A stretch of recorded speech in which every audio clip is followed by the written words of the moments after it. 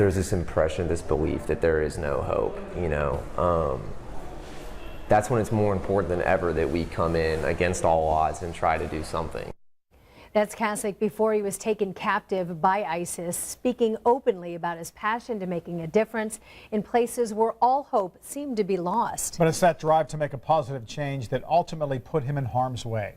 Eyewitness News reporter Mary Mills spoke with a local doctor and son who knew Kassig and say his motivation to help others inspired them.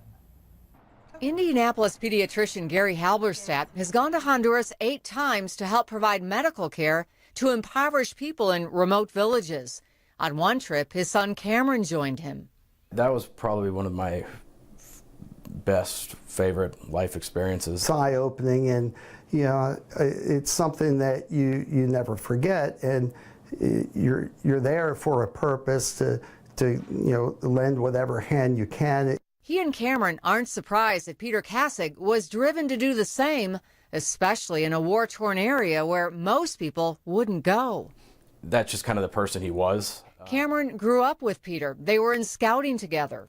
That's kind of what we were taught is you know, especially through scouts. I think that really kind of pushed, I'm guessing, him as well, and that's kind of how I kind of live stuff. You know, you're always just wanting to help at all times, no matter really what the situation is.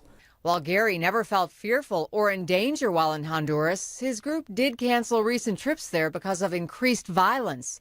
But Cameron says of Peter's efforts, you just can't let that stop you.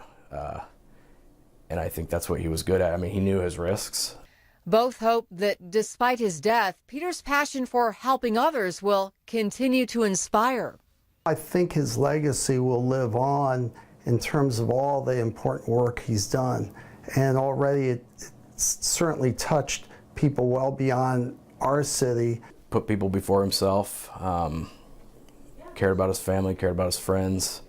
And, you know, I can guarantee wherever he is right now, he is doing his best to make that place even better. Mary Mills, Channel 13 Eyewitness News.